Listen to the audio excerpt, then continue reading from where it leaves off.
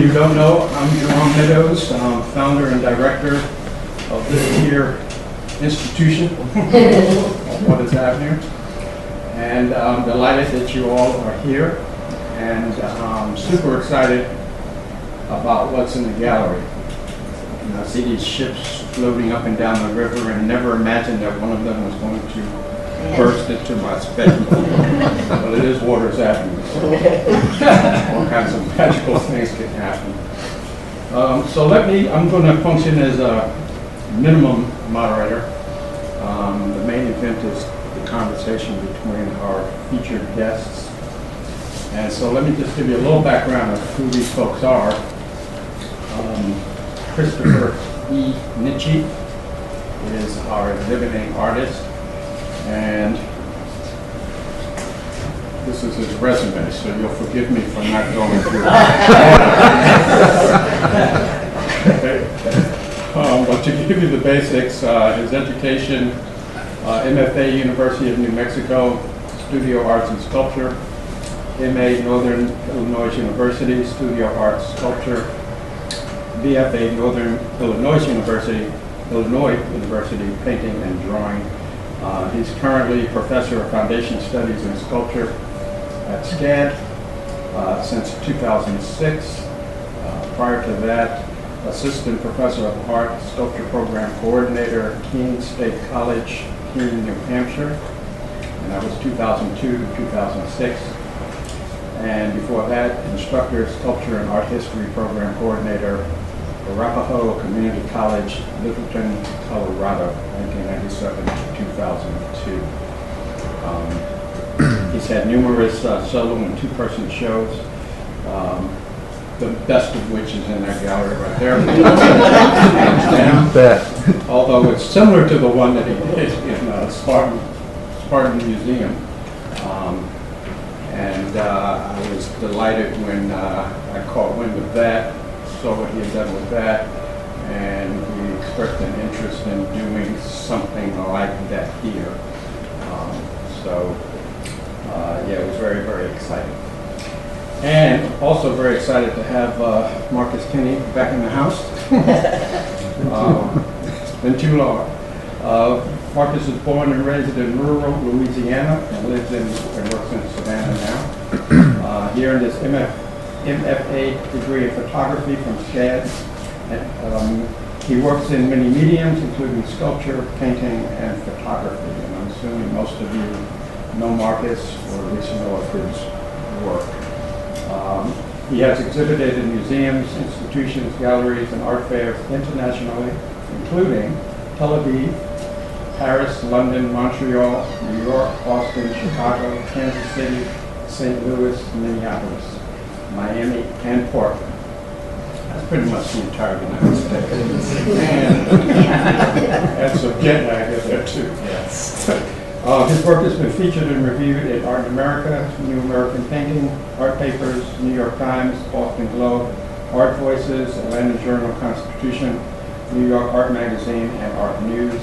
And a high-quality monograph of his work was published by SCAD and has been distributed worldwide by DAP. So, very excited to have Marcus in conversation. If you don't know, what I like to do with Indigo Sky Community Gallery is try to consume your evening. So we bring you into the gallery to look at art, and then I like to provide an opportunity for the creator of that work to give you some context, so that after this talk you can go back in there and presumably see things that you might have missed. And rather than putting the individual artists on the spot, it always seemed more informative and interesting to have him or her in conversation with another person who has some stuff going on. So the format will be about a half-hour conversation, and then we'll open it up for Q&A. Since we are being filmed, we do have an outlet for this for Jody Jenkins at SGTV. And so this is part of also the launch of a series that I'm looking to do where artists talk about art. And we've get that out there in the community. So, I've been speaking long enough. I'm going to roll about 6 inches over and hand it over to these two guys. Hey guys, thanks for coming. I'll just throw this out there. First, Chris and I really don't know each other. We only met maybe 2 weeks ago. Oh, longer than last quarter? Yeah. Like several weeks ago? A few weeks ago, which I think is probably going to make this a little more interesting because we're going to kind of get to know each other. Mm-hmm. And we haven't planned any questions or anything, so you're hearing it on the fly right here. So. Where I usually like to start with, when you're getting to know somebody is kind of where you're from, what do you do, those kind of things. So I know you grew up on Lake Michigan. Yeah, that was most of my childhood, from about kindergarten on out, north of Chicago, right on the lake. Family of sailors. My dad, my brother primarily, so always down at the beach, like during the summertime, certainly, doing that. So that was always kind of a big part of it, as well as just the old Midwest upbringing as well. Are you, when you say sailors, like sailboat sailors, Navy sailors? Well, yeah, sailboat. Small boats primarily, because the little yacht club we had is nothing like a yacht club you would have here, and for what we had going on, sunfish sailing. Mm. Little one-man, two-man kinds of things, and so anybody could sail it, as long as the lake was friendly enough to allow it, and sometimes it wasn't. But it was fun, a lot of fun. I didn't get into the sailing aspect as much as my dad and my brother. Yeah. They just it was in their bones and in their bloods really, really hard. What got to me is just from an early age, just being a visual person, was just the look of the boat. Yeah. Going to places where their friends had yachts out of the water, like during the winter time, doing refurbishing. I just loved it. I loved the look of that. My dad was in the Navy. Yeah. World War II, running picket lines in around the Philippines during the war. My grandfather was in the Navy. So, there's all of this as far as like this being next to like major water and actually doing things that way. So that always that plugged things in, I would say, I think. Though I didn't really get into the idea of working with this as a subject until, frankly, after I was done with graduate school. Wow. I just from listening to Jerome read your resume there, it seems like you've kind of bounced around the country, Denver and New Mexico. I read somewhere you were in LA. Yeah, I was pretty rootless for quite some time. I was always kind of curious to move around when I was on my own. I did live in Los Angeles for a few years. How was that? Good and bad. It was something where I just got it in my frame of mind that I wanted to see if I could work in the movie industry without any training. When? Yeah. 82, I think, thereabouts. The golden years of Hollywood. Yeah, there you go. But basically, it's like when after the first Star Wars movies had come out and the special effects qualities, and I really felt like, gosh, it'd be wonderful to get involved with that. And so I shot out there, met some people. I was leading up to that, just to make a living, was engineering, drafting, and land surveying, being an assistant to land surveyors on that. So how did you get into that? A friend of mine kind of smoothed the way for a painting and drawing major to get hired in, who had the job before me. Undergraduate? Correct, yeah. You studied at Northern Illinois? Northern Illinois, so it was a means where I was able to find a living doing that and kind of learning it on the job. Did that for about 3 years, so I had a marketable means to make a living. Yeah. So anywhere you go, you could make a living doing that. So I figured I was going to take a shot and go out west. Did you work on any movies? I did work at a couple of movies, and it was horrible experiences. Yeah, really bad. Any movies we would know? No. One of them that does make that Attack of the Killer Tomatoes looked like Gone with the Wind. So, yeah, and, I mean, it makes your eyeballs want to explode with hatred, but it was... So I would say that it takes a special breed to do that kind of work, like it takes a special breed of an artist to really get at it and make it, and it wasn't me. That wasn't your calling. But I rediscovered painting when I was out there, and I began doing artwork again. And Yeah, that was probably early 80s, an interesting time to be in LA as far as the art world. it was kind of unusual Yeah. out there. I was really struck by a major exhibition of Jonathan Borofsky's, Yeah. as well as Red Groom's. They paired the two up, and it was like the Surreal Circus hit town. And so it was really weirdly informative for me, though I was still painting at the time. So that was sort of the beginning of the Cal Arts movement. Cal Arts have been around for a little bit more. Just not too long. No, you're right. No, you're right, actually. As far as like the artists who are really coming out of there and really making a mark on themselves, like, Daniel Martinez, Joe Giegrich, who was it, Kelly, who was, who were teaching there Right. at the time. They kind of really came in to their own about the late 80s, I think, on that. But I went back to Chicago because I had to get back to my roots. And from there I was painting, but then I pretty quickly transitioned back into sculpture. And I was finding things in alleyways, kind of working with some found object things right there. So doing that, and then installation came in because I read the biography of Robert Irwin, and that really crystallized some things from experiences out in the desert that I had out in Los Angeles, and also given me like a reasonable course of action to go. So that's where installations came from. So were you, at this point in Chicago, how old were you? Probably about 30, And thereabouts. so you went to graduate school sort of later.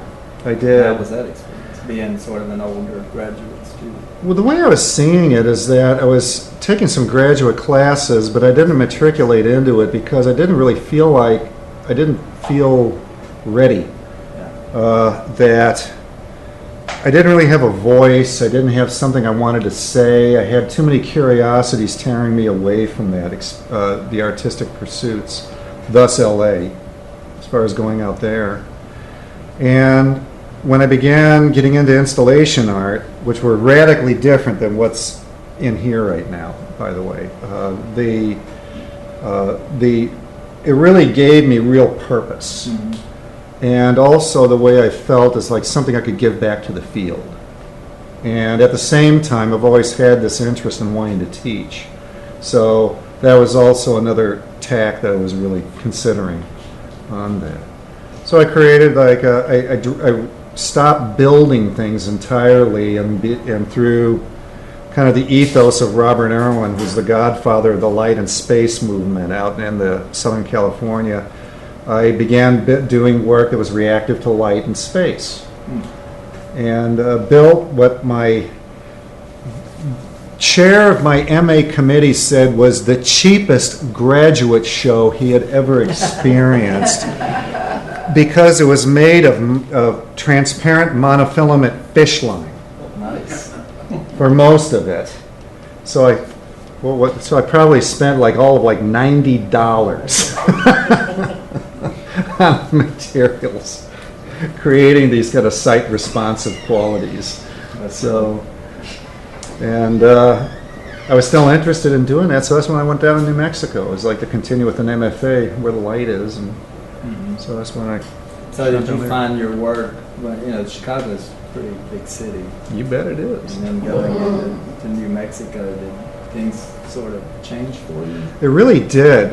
In Chicago, I mean, there's this pressure to show and really get out there and do things. And I really felt like I wanted to cut away from exhibiting and just concentrate on research as far as the kind of installation work that I was doing, and try different things that way. But it almost seemed like within months I was exhibiting again, and then me and a few other students had this giant outdoor sculpture show that took a year to coordinate. Wow. Well, for the centennial celebration of the university. So, and that's where I met my wife, Melanie, because she was an invited artist in on that, and she was doing the graphic design for that as well. So, that's when we made our introductions with each other. So, So how is it, because we mentioned Chicago and LA, and I know you're in New Hampshire, and now being Here. in the dirty South, how do you feel like, all those sort of, you kind of got the whole country covered. Boy, I do, don't you feel I? like that has molded you as an artist, or do you think, you've sort of been consistent throughout? Or?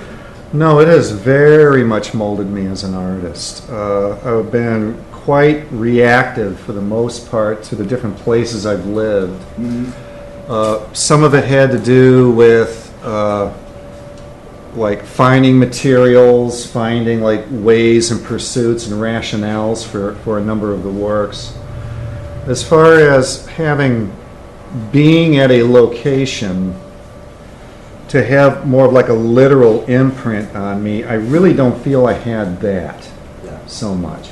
I think it was just more of, as I had been doing installation work, and then in '95, deciding to dedicate any of my sculptural, drawing, paintings, installation works to the form of a ship.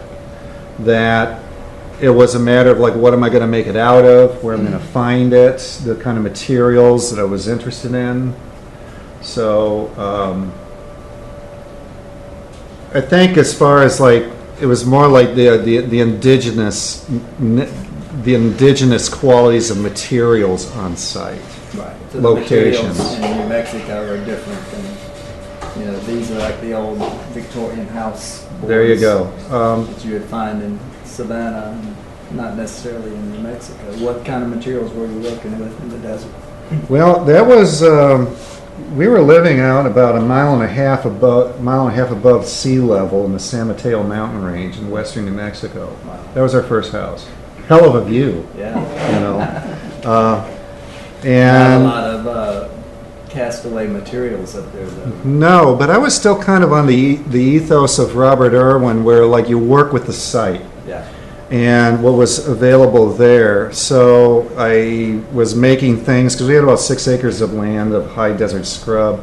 So like dead cholla cactus limbs, I created like an outline ship form of that. Creating an giant adobe block of ship that was sort of rising out of the earth. In regions around there, because of the Native American culture too, they would have these temporary corrals set up with cedar limbs in order to just bring their stock together, do whatever they're going to do, and then the stuff is sort of left to go back to the earth from whence it came. So I created something of a ship form, kind of outlining of like a corral out of like cedar limbs, what they call juniper out there. Mm-hmm. Well, let's talk about this ship. Yeah. I know you mentioned your grandparents and your father were in the Navy and you grew up on Lake Michigan, but it seems like this ship has been following you. Or are you following it? It was kind of, we were probably floating around each other, starting about shortly after I graduated from University of New Mexico. And I was drawing, painting, and kind of going back and forth, began exploring the subject of the ship and corridor forms, similar to what was related to my graduate thesis show. But I really felt that I was so darn rootless and unfocused, and that was always a problem with my committee and me. I think that's most artists. Seems that way. I'd like to think so, but I think it was a little more aggravating with me and them on this. But where conceptually I found something consistent, the forms are changing so much that they had a hard time getting a handle on me. And I kind of recognized that in myself after a while. So I really decided I'm going to just concentrate on the form of the ship. It's something I knew. I had researched it. The cultural aspects of it, the metaphorical aspects of it. It's a container of anything. from like materials to ideas to hopes and dreams, you name it. It has the potential of being anything.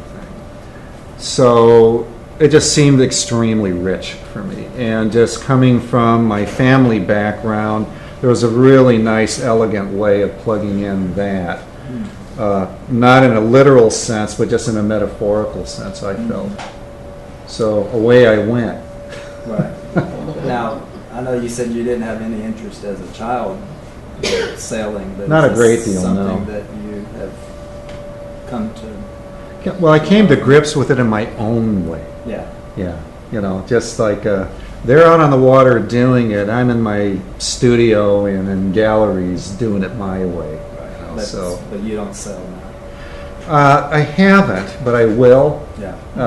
Yeah. Well, if I go visit my brother, it's like, when are we going to go up to my yacht? And so it's like, it's got to get on the water.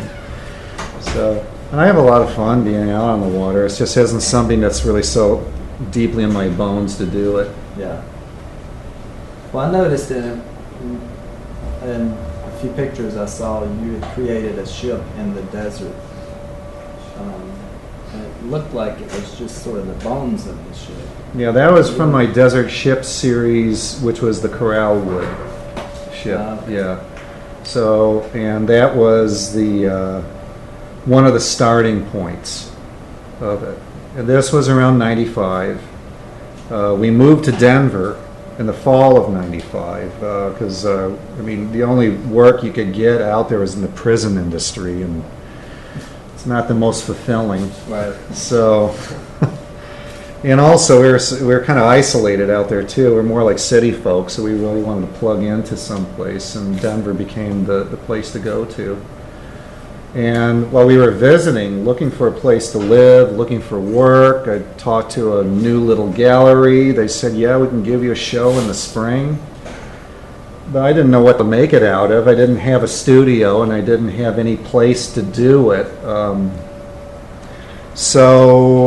I noticed in the alleyways of Denver, with all the renovations going on, people were throwing out wood and trim work and all of this in the alleys, and I figured, well, that's the indigenous material. Yeah. So I began gobbling all that stuff up, and that's what I made my first major, physical wood constructed installation out of at that space. And it really hit a mark with the community of Denver. Yeah, because there's really not a boat culture. You would imagine, yeah, right? Think about it. But that was the beauty of it. In New Mexico and there, you're away from the culture of it, which means the form is free. Yeah. It's free of the literal aspects of it.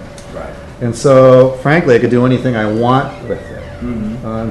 Here, now, it's much more that there's this association to physical usages of it. But I do try to keep that held at bay as far as the way I think about the form itself.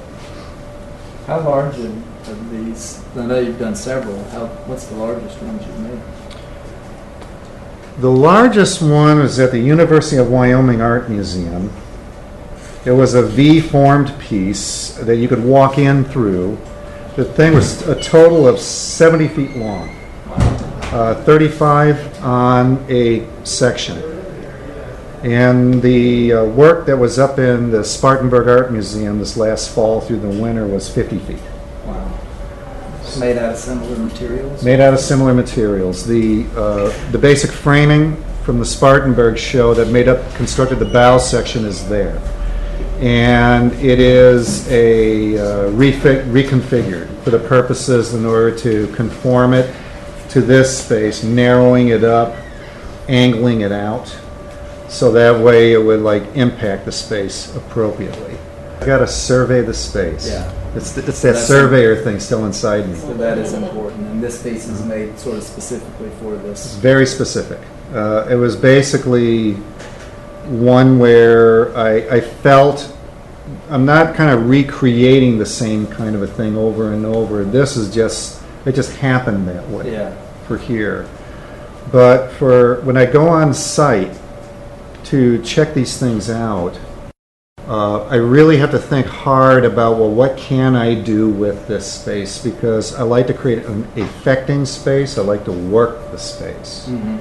Up until these last two installations, everybody could walk through them too. So it was the structuring on the exterior as well as structuring on the interior.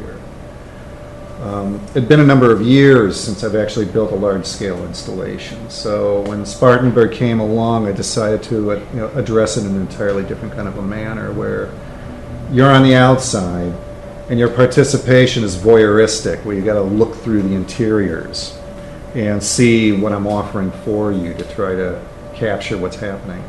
Did the one in Spartanburg have similar elements to this one, where you have the holes where you had? It was structured the same way. I had, here there are 3, and there were 7. So besides a 50-foot installation, they had the appearance, kind of like with this piece, where it looks like it's coming out of the wall at a dramatic angle. This was coming through walls also in 3 separate gallery spaces. Working the space that way with cutouts in the separate sections, and then each memory space, because it was called memory ship, set up. So if you want to put it that way, there were 8 installations. Here there are 4. It's the structure of the piece plus what's going on in these other spaces. Interesting. What's the title of this piece? Red Indigo. So, and the one in Spartanburg was Memory ship. Memory ship. So are titles important to your work? Very much so. Yeah. Are they important to you? They are to me. Yeah, there you go. Yeah. So I'm told. You want to talk about that? I don't know what the title is going to be when I'm first starting to think about what's going to go in. And it kind of depends also not just on the overall form, but also what are some ideas that I want to address. There were a lot of directed kinds of things previously, like at the University of Wyoming and at Texas Women's University when I did an installation there, and in various places around Denver, where it really came on the heels of major tragedies that I felt I had to bring to some kind of artistic presence for myself. I had to do something to it for that. So